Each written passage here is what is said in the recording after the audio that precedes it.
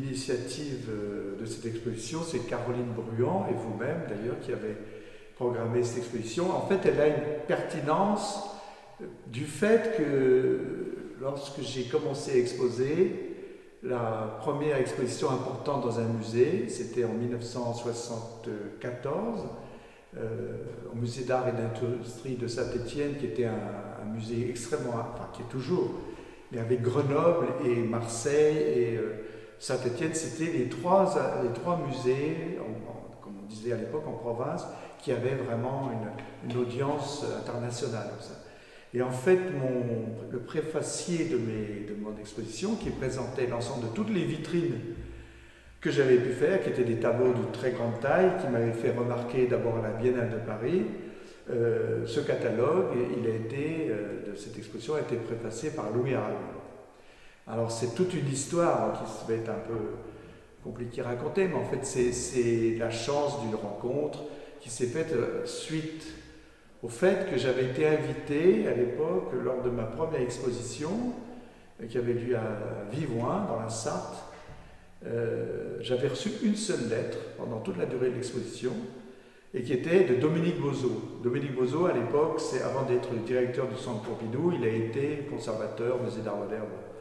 Et il vient visiter mon atelier, j'habitais à l'époque encore chez mes parents, au Plessis-Robinson, et il me dit, écoute, il faudrait que, j'ai une idée, tu devrais présenter ton travail au prix Fénéon. Moi je ne connaissais même pas ce que c'était le prix Fénéon, prix Félix Fénéon, parce que j'ai une amie qui s'appelle Françoise Nora Cachin, qui après est devenue directeur du musée d'Orsay, et écoute, ton travail, ça correspond tout à fait au genre d'œuvre et de démarche qui pourrait recevoir ce prix, qui était un prix d'encouragement, non seulement financier, mais par le prestige des gens qui faisaient partie du jury. Alors parmi ceux-là, il y avait Edmond Charleroux, il y avait Louis Aragon, il y avait Roland Barthes, il y avait Étienne Martin, et puis j'en oublie encore d'autres, mais enfin c'était absolument formidable. Et alors chaque année, le prix était donné à un écrivain, un sculpteur et un peintre. Et le jour,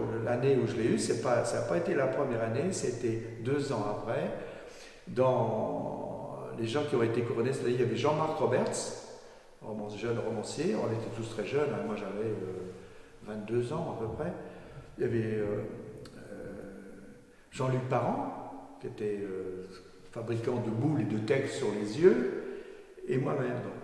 Mais en fait, la rencontre avec Aragon, elle a eu lieu 2 ans avant, lorsque je me suis présenté à ce prix.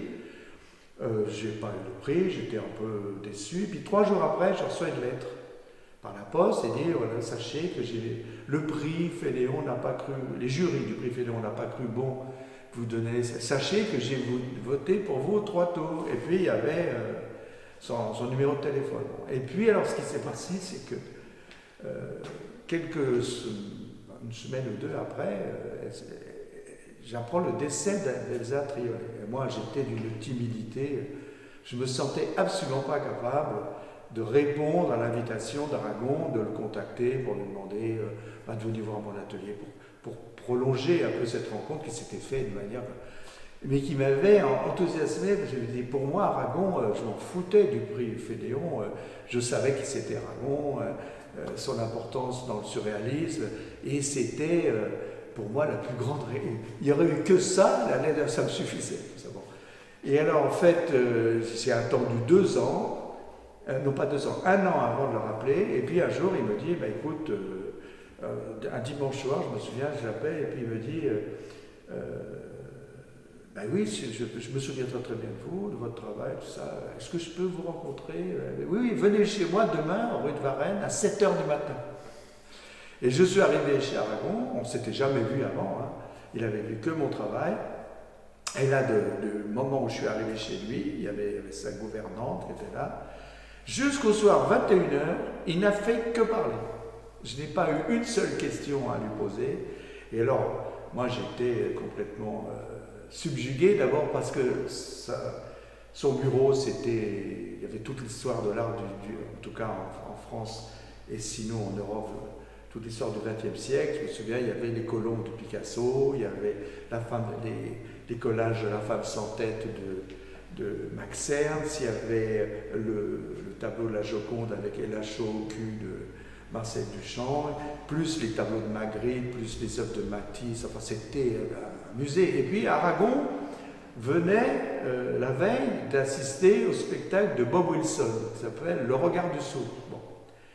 Alors il commence par me raconter, et pendant presque 1 heure, ce spectacle durait 3 heures, il a mimé chaque scène en m'expliquant, il fallait absolument voir ça. Et puis il dit, tu sais, j'ai le projet de faire un texte que je vais publier dans les Françaises, s'appelle Lettres ouvertes posthumes à André Breton. Et je pense que c'est ce immense metteur en scène dont on ne connaissait rien, à Bob Wilson, maintenant c'est devenu...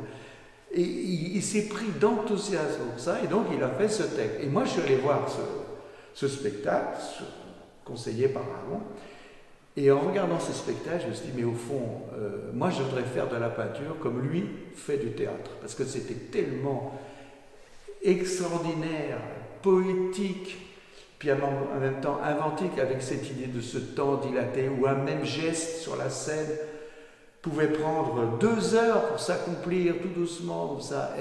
C'était un temps presque pictural.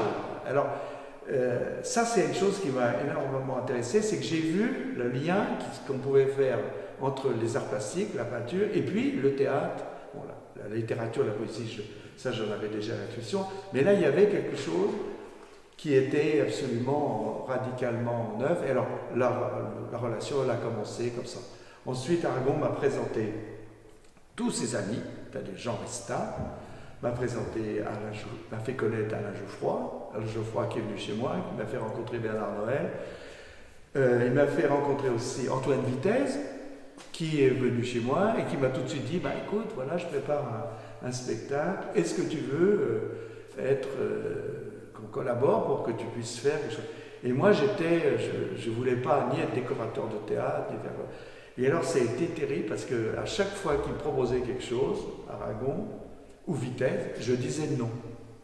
La première fois, il me téléphone, il me dit j'ai parlé de ton travail, tu sais, à mes amis, c'est couturier Pierre Cardin, il vient d'ouvrir un lieu culturel aux Champs-Élysées, et je vais monter ton travail. Il est d'accord pour t'exposer.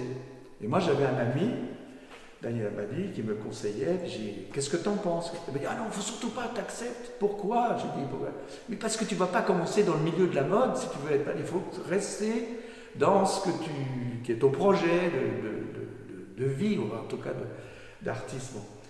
Alors, j'étais allé pour téléphoner à Aragon, et lui dit, écoutez, oui, merci, mais je refuse. Il ne m'en a pas tenu rigueur, il a fait comme si... Très bien, je comprends tout à fait. Vitesse, pareil, je lui dis non à une proposition. Alors, mais qu'est-ce que c'est que qui c'est ce jeune artiste insolent qui est capable de dire non parce que Aragon, c'était, c'est encore maintenant un immense poète. Alors, c'était... mais en même temps, après, il m'a présenté Jean Resta. Alors là, on est devenus très amis, on est encore très amis avec Jean.